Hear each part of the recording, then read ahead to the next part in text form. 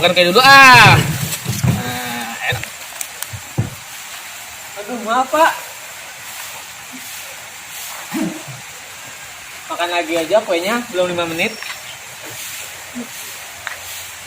Ih. Kan. Kat. Ah, gimana sih?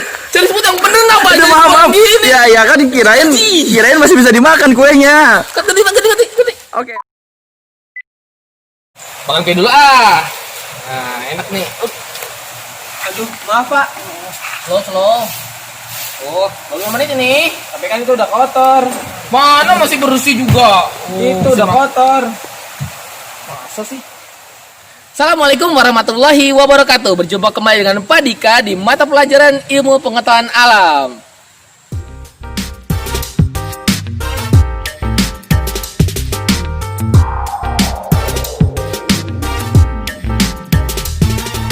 Oke teman-teman, tadi udah lihat ya di video sebelumnya Pak Dika lagi asik-asik makan kue. Disenggol sama teman Pak Dika, jatuh deh kuenya. Nah, terus pas Pak Dika mau makan, gak boleh katanya kotor. Nah, padahal terlihat bersih ya. Ternyata teman-teman, kalau kita perhatikan lagi, ada makhluk hidup yang berada di sekitar kita ataupun saat kue terjatuh tadi.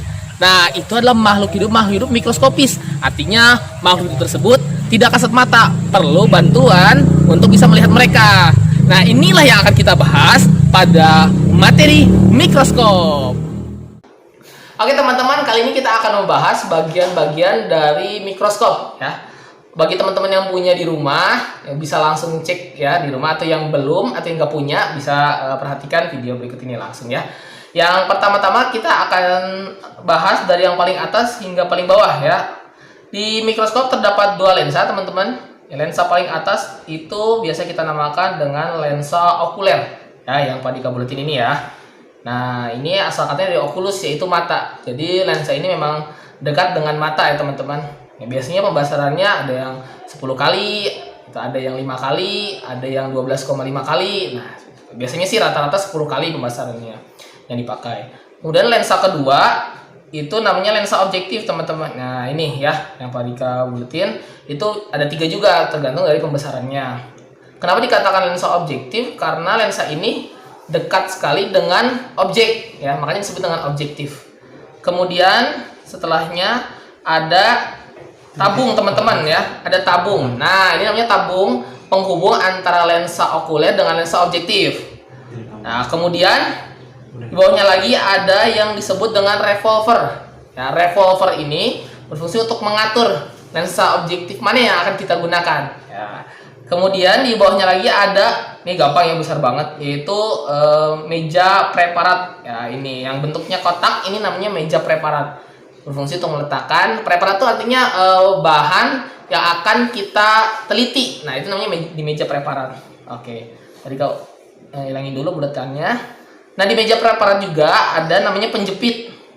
Jelas ya ada namanya penjepit, ya berarti fungsinya untuk menjepit, sehingga objek yang kita amati itu tidak bergeser-geser ya. Gitu. Kemudian di bawah meja preparat itu ada yang namanya diafragma teman-teman. Nah, ini berfungsi untuk mengatur cahaya yang masuk.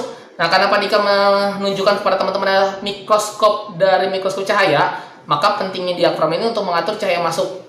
Jangan terlalu silau sehingga nggak kelihatan warnanya putih semuanya, ataupun jangan terlalu gelap sehingga hitam semua. Jadi di sini fungsinya diafragma ya. Di bawah diafragma itu ada cermin. Nah, cermin ini untuk mengatur cahaya yang masuk ya, gitu. Kalau misalnya mikroskopnya hilang Pak cerminnya, bisa diganti pakai lampu, itu juga bisa ya. Nah, kemudian terus bagaimana Pak cara mengatur jarak dari preparat tersebut? Di sini ada 2. Yang pertama yang besar ukurannya, ini namanya makrometer ya, makrometer. Nah, ini untuk mengatur jarak dari tabung tersebut ya. Tabungnya bisa ke atas, bisa ke bawah, sehingga mengatur jarak pandang ke objek dengan secara kasar ya. Sedangkan yang halusnya, yang lebih kecil namanya mikrometer, sehingga memfokuskan pandangan kita terhadap objek. Masih ada lagi komponen-komponen pendukungnya teman-teman. Ada di paling bawah ada kaki, namanya kaki mikroskopnya, dan juga pegangan mikroskop ya.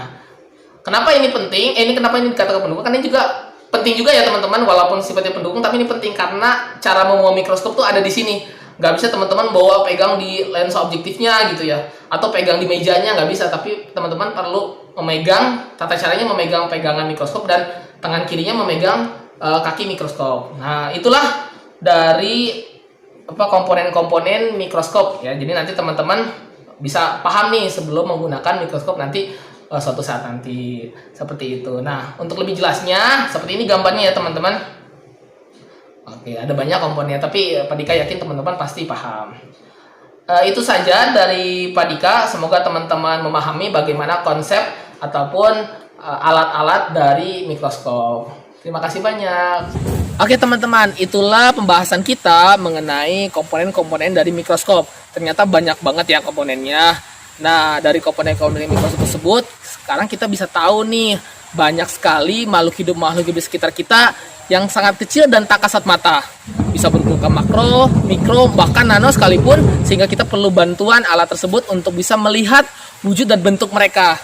Sungguh maha besar Allah, Sang Maha Pencipta, menciptakan makhluk-makhluk yang sangat besar, bahkan ada pun yang sangat kecil, dan itu semua bermanfaat untuk kehidupan di muka bumi ini. Semoga dengan kita mempelajari berbagai makhluk hidup di muka bumi ini, sehingga bisa memperbesar dan juga memperdalam lagi keimanan kita kepada Allah Subhanahu wa taala.